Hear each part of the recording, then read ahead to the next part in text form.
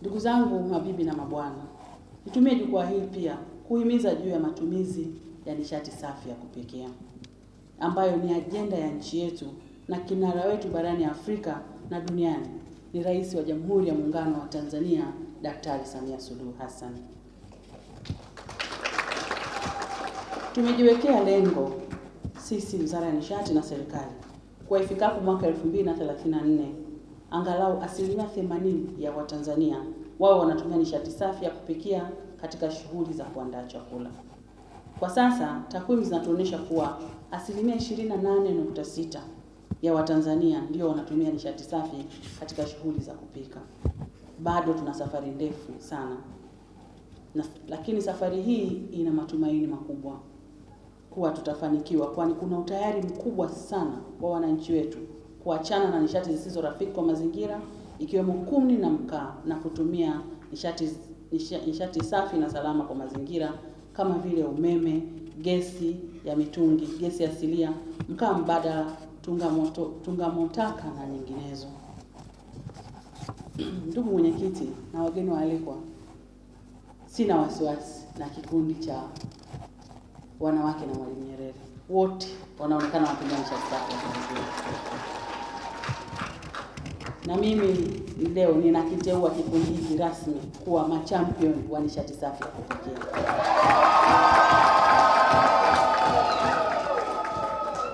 Na nimwambie babangu Mzee Mavunde, kama ambavyo yeye anazunguka kwenye majukwaa mbalimbali na shughuli za mawaziri, kikundi hiki naomba kinitungie wimbo wa nishati safi ya kupikia kila shughuli yangu ya taifa. Kila shughuli ambayo Mheshimiwa Rais ameniamini nimsaidie kuhamasisha matumizi ya nishati safi ya kupikia, kikundi hiki kitaimba wimbo kwa ajili ya kuhamasisha nishati safi. Ndugu zangu, katika ajenda hii ya kukuza matumizi ya nishati safi ya kupikia, zipo fursa nyingi kwa makundi mbalimbali, ikiwemo vijana wa kiume na wa kike. Katika maeneo mengi ya vijijini, bado mwitikio wa matumizi ya nishati safi ya kupikia uko chini, na huko kuna fursa ya kuwaelimisha wananchi, lakini pia ziko fursa za kubuni na kuzalisha nishati safi kama mkaa mbadala na nyinginezo. Wizara ya Nishati, zipo fursa za kutengeneza mkaa mbadala, uuzaji wa majiko ya gesi, usambazaji wa gesi, uuzaji wa gesi kwenye magari kwa kujenga vituo kwa maana ya petrol stations. Ndugu zangu, katika mwaka wa fedha 2026 na 2027 sasa naanza kuwaonesha fursa. Manake wanawake na fursa, si ndio jamani? Ndio.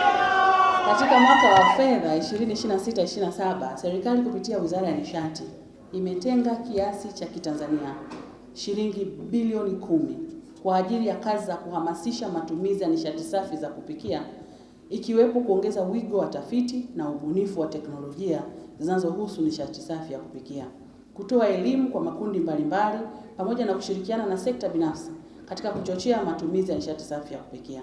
Kadhalika, serikali kupitia Wizara ya Nishati imetenga kiasi cha shilingi za Kitanzania bilioni 3 kwa ajili ya kutoa ruzuku kwa wajasiriamali, vijana, wanawake na watu wenye uhitaji maalum ili kutengeneza mkaa mbadala na majiko banifu. Hizi zote ni fursa ambazo vijana wa kike na wa kiume pamoja na makundi yenye mahitaji maalum wakijikusanya katika makundi kama ambavyo sisi tumefanya, wanaweza kunufaika nazo kujikwamua kiuchumi. Mama Samia oye!